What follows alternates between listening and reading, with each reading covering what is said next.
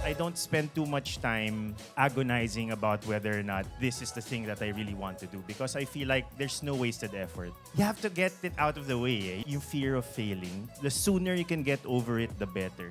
The agony of thinking what if is unbearable kumpara dun sa just that immediate pang of failing.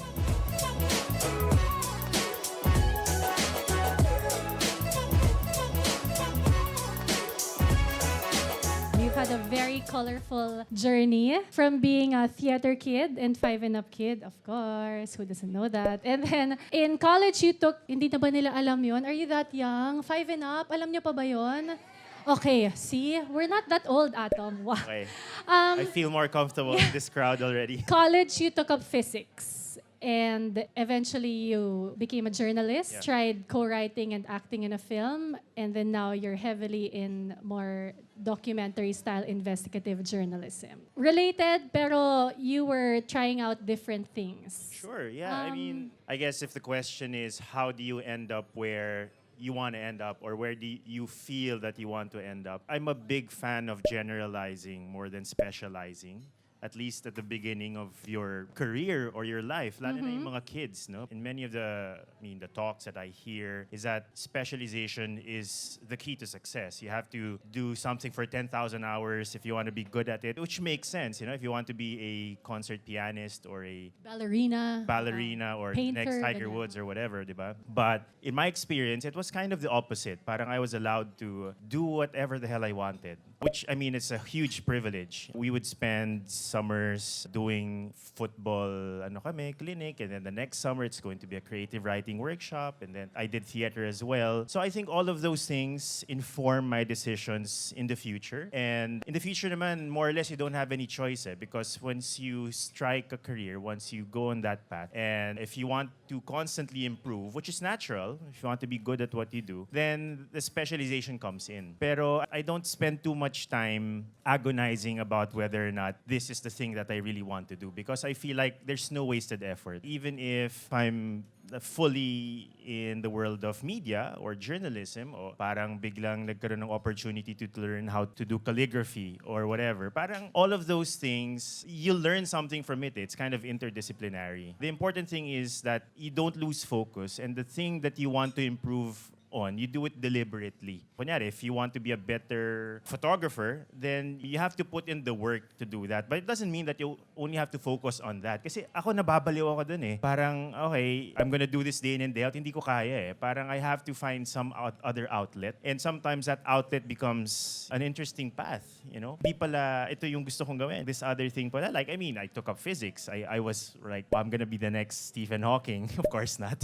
I didn't have the chops to be that amazing in the field of physics, but Parang you do naman, feeling mo lang hindi. No, I mean, Kung even- ipinursu mo. But even if I didn't end up as a physicist, dami ko natutunan doon. Lalo na ngayon, things are converging. Pwede palang gamitin ko yung physics ko to be a data journalist or data visualization or whatever. There's always something you can use it for. Yeah. Speaking of calligraphy, I love that story about Steve Jobs, how he just sat in a class, diba, about calligraphy and sobrang not connected. But that's why he said that you have to believe that the dots somehow connect in the future. Kasi he took that calligraphy class super randomly and ended up, that calligraphy class and the aesthetic he learned from that developed the look of Apple, which is why biglang cut above the rest siya sa lahat ng mga kalaban niya. Yeah. Kasi mas sleek, mas chic, ganyan. So you're right, no effort is wasted. Yeah. So I want to go back lang to the physics to journalism Yeah. jump. That is a common problem. Hindi connected yung course ko sa gusto ko palang gawin. Or this was my course but parang I want to do something different now. How do you jump from one thing to another? Is there fear? And how do you overcome that? I think in the beginning, it's just denial eh.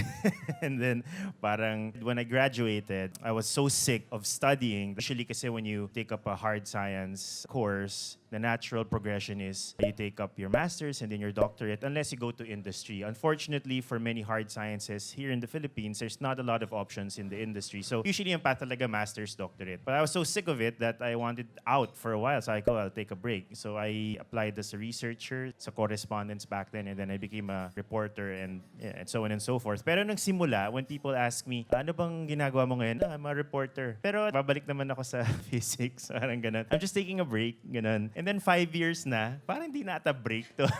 Parang ito nata yung career ko, parang ganun. There's denial, but there's also just taking the leap, you know? Like, you have to get it out of the way, eh? Yung fear of failing. The sooner you can get over it, the better, I I think. guess just because you took this course doesn't mean na forever na to. Wala ka ng Exactly. choice. A lot of reporters actually didn't take up journalism or mass comm. I would say more than 50%, if not more. That's kind of normal, at least in my work environment. But in other decisions, ganun din. There's a period of discernment, pero pag nag-decide ka na, tapos na yung period of discernment. And you're gonna make it work, whatever happens. It's the decisions you do after that will make your decision right. It's not that spur of the moment when you decide, now, sige, I'm gonna be an actor. It doesn't end there. It doesn't end there. It's the decisions you make after that will make your decision correct. In that sense, there's no wrong decision.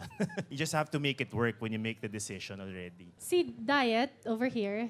Diet, say hi to Atam and Sab. He had a question earlier to Solen, but I feel like it also suits this topic. He said that what if you try something pero either hindi mo pala gusto or you're not really so good at it? What do you do? Has that ever happened in your life? For all the pessimism that we kind of share, I think it's all over. Yung ba uso ngayon? You'll be surprised that psychologically humans tend to imagine the best possible scenario. It's human nature. When you make that big decision, deep down inside, hindi mo naman gagawin yan kung hindi ka naniniwala na magsasucceed ka yan, di ba? But having said that, the statistics probably maybe 50-50 that it'll work. People tend to forget that it's always a risk. Therefore, yung fear of failing, not only is it natural, but actually failing is more common than a lot of people believe. Huwag kayo matakot sa failure kasi mangyayari at mangyayari siya eh. You just have to get it over with. And I've failed so many times. Totoo ba? Ang lagi ko iniisip, gagawin ko ba to o hindi? Parang ang sinasabi ko na lang ultimately kapag hindi ako makapag-desisyon, the agony of thinking what if is unbearable kumpara dun sa just that immediate pang of failing that you will deal with for maybe a week, a month, or maybe even give it a year. Pero yung agony of not trying, you'll carry that throughout your life. So para I'd rather feel the rejection rather than saying what would have happened my whole life. Alam mo, maraming mga cliches like failing is an opportunity. Ngayong mas matanda na ako, naniniwala na talaga ako dun. Pag bata ka, parang pampalubag loob. Oh, it's okay. It's a learning experience. Whatever. Correct. Pero ngayon, it really is an opportunity kasi some of the things that you won't allow yourself to accept or wouldn't learn otherwise, you will learn when you fail eh. Kasi it tells you you're not invincible, you're not as good as you thought you were, and then anong solusyon doon? Eh di galingan mo, parang ganun. Parang, hindi ka pa ganun kagaling, pero kaya mo yan, parang ganyan. So I think rather than be scared of it, we have to embrace it as part of anyone growing into whoever they want to be. Oh, let's say, nag-try na tayo ng bagong something. Medyo didn't work out, medyo masakit, medyo may failure. How do you, kumbaga, get back up, pick up that pair of glasses? How do you lift yourself up again after maybe sadness or embarrassment or all the emotions that come with failure? Couple of things. Number one, okay lang yun. Unang-una, tanggapin mo na either nagkamali ka, you're not yet good enough, it's going to hurt, it's going to get better over time. Parang breakup lang yan, di ba? Mawawala rin yan. Di ba? Parang relax ka lang. Hindi naman tumitigil na umikot ang mundo.